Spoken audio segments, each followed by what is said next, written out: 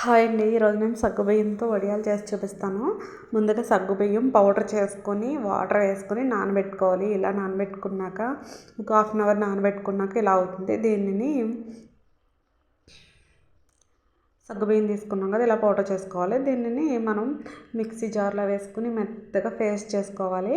కొంచెం సాల్ట్ వేసుకుని ఇలా మెత్తగా ఫైన్ మనం దోసల పిండి ఎలా మిక్స్ చేసుకుంటామో మెత్తగా అలా చేసుకోవాలి. అలా చేసుకున్న తర్వాత మనం ఒక పాలిథిన్ పేపర్లో చివరన హోల్ పెట్టుకుని ఇలా రింగ్స్లా ఒక కవర్ మీద కానీ క్లాత్ మీద కానీ వేసేసుకోవచ్చు. ఇలా రింగ్స్లా మొత్తం అంతా వేసేసుకున్న తర్వాత మనం ఒక 2 days ఎండలో ఆరబెట్టుకోవచ్చు. ఎండలో కానీ నీడలో కానీ ఆరబెట్టేసుకుంటే ఇలా సరిపోతుంది. ఇలా నేను చూడండి, ఇలా రౌండ్గా ఏ షేప్ కావాలో ఆ షేప్ వేసుకోవచ్చు. ఈజీగా మనం రౌండ్గా రింగ్స్లా అయితే అయిపోతుంది కదా. నేను అలా రింగ్స్లా చేశాను. ఇలా చేసిన తర్వాత ఒక 2 days నేను ఎండలో ఆరబెట్టాను. ఆరబెట్టిన తర్వాత అవి మొత్తం డ్రై అయిపోయినాయి. డ్రై అయిపోయాక చూడండి, మీకు చూపిస్తాను ఎలా ఉన్నాయో.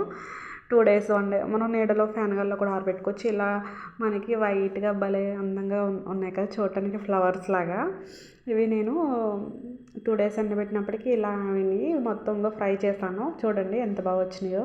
టేస్ట్ అయితే మాత్రం చాలా బాగుంది. క్రిస్పీగా చాలా గుల్లగా కూడా ఉన్నాయి. మనం ఇంట్లో వరిపిండితో వడియాలు ఎలా పెట్టుకుంటాం అలా ఉన్నాయి, చాలా బాగున్నాయి. మీరు కూడా ట్రై చేయండి. నా ఛానల్ నచ్చితే కనుక సబ్స్క్రైబ్ చేసుకోండి. ఓకేనా ఫ్రెండ్స్? Bye friends.